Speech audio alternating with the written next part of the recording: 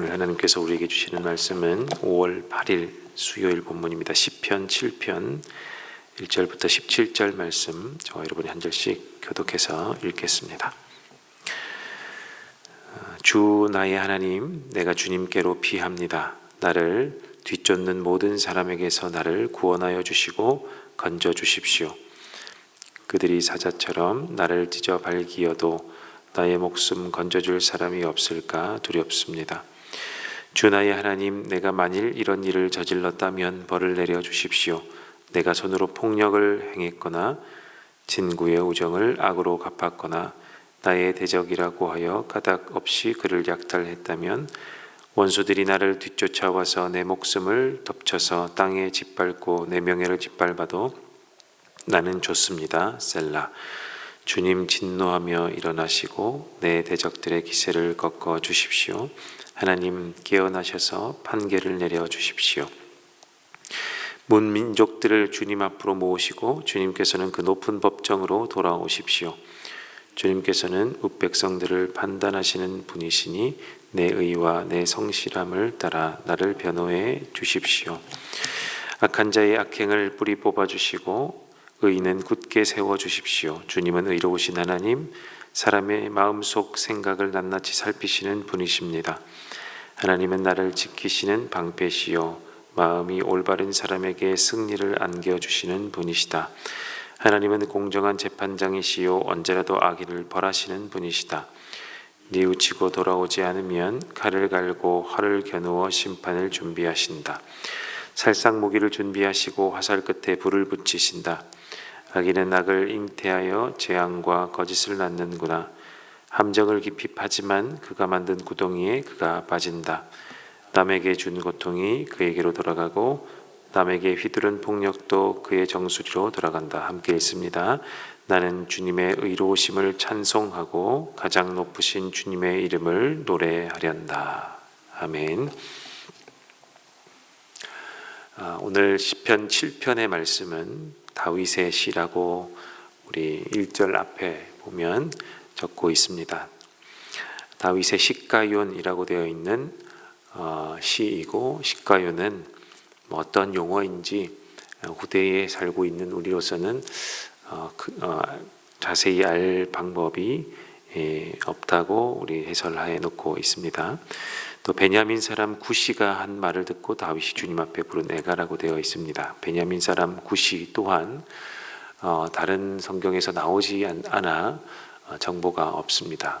그러나 베냐민 사람들은 다윗을 반대한 대표적인 지파의 사람들로 아마 이 오늘 제목에서 보듯이 다윗을 반대하는 편에서 다윗을 욕하거나 비난하거나 모함했던 것이 아닐까. 그래서 다윗이 이 말을 듣고 매우 실망하거나 두려움을 가졌거나 또는 화가 나서 주님 앞에 기도한 것이 아닐까라고 추측이 됩니다. 이로 볼 때 아주 강력한 위기가 다윗 앞에 있지 않을까 생각해 볼 수 있습니다. 아마 이 위기를 벗어나지 못하면 우리 2절에서 보니까 그들이 사자처럼 나를 찢어 발기어도 나의 목숨 건져줄 사람이 없을까 두렵습니다. 처럼 결과가 좋지 않을 수도 있겠다라는 상상을 해볼 수 있을 만큼 그렇게 다윗은 굉장히 큰 위기 그리고 상황이 매우 좋지 않구나라는 판단도 우리가 해볼 수 있을 것 같습니다. 그때 기도를 다윗이 하고 있는 것인데 피할 바위 되시는 하나님께 피하는 기도, 그 기도가 오늘 본문이라고 할 수 있겠습니다. 그런데 오늘 본문에서 유의해서 볼 것은 다윗의 결백을 호소하는 기도라는 것입니다. 우리 3절에서 5절 그리고 9절 같은 본문을 보면 우리 3절에서 5절은 주 나의 하나님, 내가 만일 이런 일을 저질렀다면 벌을 내려 주십시오. 내가 손으로 폭력을 행했거나 친구의 우정을 악으로 갚았거나 나의 대적이라고 하여 까닭 없이 그를 약탈했다면 원수들이 나를 뒤쫓아와서 내 목숨을 덮쳐서 땅에 짓밟고 내 명예를 짓밟아도 나는 좋습니다. 이렇게 결백을 토로하고 있습니다. 9절은 악한 자의 악행을 뿌리 뽑아주시고 의인은 굳세게 세워주십시오. 주님은 의로우신 하나님, 사람의 마음속 생각을 낱낱이 살피시는 분이십니다. 이런 하나님 앞에 내가 결백합니다. 그래서 주님은 의로우시니, 다른 말로 하면 공의로우시니 심판하여 주십시오라고 이렇게 호소하고 있는 것입니다. 여기에 중요한 단어가 나타나는데 의로우신 하나님입니다. 의로우신 하나님, 공의로우신 하나님을 다윗이 스스로 부르고 있다라는 것입니다. 구약에만 나타나는 단어 중에 히브리어 헤렘이라는 단어가 있습니다. 여러 차례 등장하는데 이 헤렘이라는 단어는 두 가지 뜻이 있는데요. 첫 번째는 바쳐지다라는 뜻이 있습니다. 우리가 나시를 하나님 앞에 바치다 할 때 이 헤렘이라는 단어를 씁니다. 그런데 더 많이 쓰이는 단어 뜻은 두 번째 단어인데 단어 뜻인데 진멸하다입니다. 진멸하다. 하나도 남김없이 없애다, 진멸하다라는 뜻인데 하나님께서 이스라엘 백성들한테 여호수아에서 보면 가나안 땅에 들어가서 그 7 족속을 진멸하라 했을 때 이 헤렘이라는 단어를 씁니다. 완전히 없애라 이라는 뜻입니다. 그런데 이 헤렘이라는 단어는 정말 이 양날의 검과 같아서 진멸하라는 그 명령을 받은 사람이 진멸의 대상이 될 수도 있습니다. 왜냐하면 그가 손이 더러운 자이거나 하나님이 이 일을 맡기셨는데 그가 손이 더러워서 본인이 더러운 자라서 이 헤렘이라는 명령을 수행할 수 없거나 이 명령에 올바르게 따르지 않는 경우, 순종하지 않는 경우 오히려 그 명령을 맡긴 그 사람이 헤렘당하는, 진멸당하는 대상이 되기도 합니다. 또 이사야 6장 3절 그리고 6절에 보면 이사야가 이렇게 하나님께서 나타나셨을 때 부르실 때 이렇게 이야기합니다. 거룩하다 거룩하다 거룩하다 만군의 여호와, 그 영광이 온 땅에 충만하도다. 그런데 6절에 보면 그때에 내가 말하되 화로다 나여 망하게 되었도다 라고 이야기합니다. 하나님이 부르셔서 그 앞에 나왔는데 영광스러운 하나님을 배웠는데 오히려 자기가 망하게 되었도다라고 이야기합니다. 왜냐하면 하나님은 의로우시고 공의로우신 하나님이라서 그렇습니다. 이사야 본인이 죄를 지어서가 아니라 하나님이 심판하러 이 이스라엘 백성들을 심판하러 오셨는데 그 사이에 자기가 있었다라는 이야기입니다. 자기도 이스라엘 백성 중에 하나였으니 자기도 망하게 되었도다. 왜냐하면 하나님이 이스라엘 백성을 심판하러 오셨기 때문에 라는 뜻입니다. 이로 보건대 다윗이 의로우신 하나님을 부르는 것은 오히려 자신도 그 안에 심판의 대상으로 포함될 수도 있는데도 불구하고 의로우신 하나님이라고 그 하나님의 이름 중에 하나를 부르는 것입니다. 의로우신 하나님, 공의로우신 하나님 나를 도와주소서. 그런데 내가 만약 죄가 있으면 나도 심판을 받겠습니다 라고 이야기하는 겁니다. 그래서 오히려 내가 헤렘되어도 좋으니, 내가 진멸당해도 좋으니 하나님 나를 살펴주십시오. 그러나 내가 이렇게 말하는 이유는 나는 진정 억울합니다. 나에게는 잘못이 없다는 것 하나님이 아시지 않습니까? 라고 이렇게 강력하게 결백을 호소하는 오늘의 시라는 것입니다.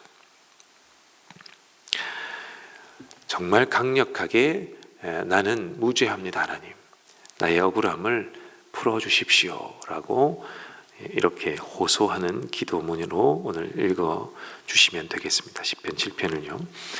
만약 지금이 구약시대라면, 우리가 이 구약시대에 지금 살고 있는 사람들이라면 나의 거짓을 숨기기 위해서 하나님의 이름을 들먹이거나 하나님의 이름으로 나의 거짓을 숨기기 위해 약속하거나 하나님의 이름 뒤에 피한다면 아마 우리는 살아남지 못할 수도 있겠습니다. 우리는 이것을 물론 가벼이 여기지는 않겠지만 많은 사람들이 하나님의 이름 뒤에 숨으면서 자신의 결백함을 증명하려고 하는데 그것이 거짓으로 드러날 때도 많이 있어서 안타까운 순간이 여러 번 있지 않습니까? 만약에 지금이 구약시대라면 결코 그냥 넘어갈 수 없는 중범죄를 짓는 것이 됩니다. 다윗은 그런 위험을 무릅쓰고도 본인의 결백함을 증명하고 있는 것으로 보아 우리가 알 수 있죠. 그러나 이제는 그러한 시대에 우리는 살고 있지 않습니다. 오래 참으시는 하나님, 성령으로 인도함 받아서 성화되는 과정을 허락해 주시는 시대, 예수님께서 희생 제물로 단번에 십자가에 돌아가신 그 혜택을 우리가 입고 있기 때문에 구약처럼 우리가 더 이상 살고 있지 않습니다. 그래서 오래 참으시는 하나님의 긍휼하심, 은혜로우심, 자비하심을 누리고 있는 것이죠. 그럼에도 우리는 예수 그리스도의 마태복음 7장 3절의 말씀, 어찌하여 너는 남의 눈 속에 있는 티끌은 보면서 내 눈 속에 있는 들보는 깨닫지 못하느냐의 말씀을 우리가 기억하면서 살 필요가 있습니다. 성령께 내 억울함을 호소하기 전에 내 눈에 들보를 먼저 볼 수 있는 신실한 그리스도인이 되어야 할 것입니다. 내 눈에 들보를 먼저 제거하면 의로우신 주님께서는 우리를 돌보아 주실 줄로 믿습니다. 오늘 말씀을 통해 우리가 먼저 다짐해야 할 것은 억울함을 당할 수도 있지만 그러한 기도를 하나님 앞에 드리기 전에 나의 눈에 티끌은 없는지 들보는 없는지를 살피고 그것을 주 앞에 내어놓고 우리 억울함을 호소하거나 또 내가 간구하는 기도를 드리는 것이 하나님께서 원하시는 기도의 자세이고 그리스도인이다 라는 것을 오늘 시편의 7편을 통하여 우리가 배우면 좋겠습니다. 우리 함께 말씀을 기억하면서 기도할 텐데, 첫 번째 기도는 주께 간구하기 전에 나를 돌아보는 시간이 있으면 좋겠습니다. 주님, 나를 먼저 정결케 하시는 주님을 먼저 만나게 하옵소서. 그리하여 우리의 기도를 들으시는 신실하신 하나님을 내가 만나 배웠기를 원합니다. 첫 번째로 기도해 주시고, 두 번째는 국가와 선교사를 위해서 기도하는 시간입니다. 제 눈에 들보를 보지 못하는 부정의한 지도자를 하나님 없게 하시고, 희생하는 지도자를 하나님 국민들을 위해서, 이 백성들을 위해서 하나님 세워 주십시오 라고 기도해 주시고, 또 선교사님들의 사역에 힘을 주십시오. 세계가 점점 어려워지는 세상을 살아가고 있지만 하나님, 우리 선교사님들의 복음의 열정을 하나님 식지 않게 해주시고, 우리 선교사님들의 안위를 하나님 안전을 지켜주시고, 그 복음 사역에 정말 힘을 낼 수 있도록, 열매가 맺힐 수 있도록 하나님, 우리가 파송한 모든 선교사님을 하나님 돌보아 주십시오라고 기도해 주십시오. 그리고 세 번째, 여러분이 가지고 오신 기도의 제목으로 기도하시고 돌아가도록 하겠습니다. 함께 기도합니다.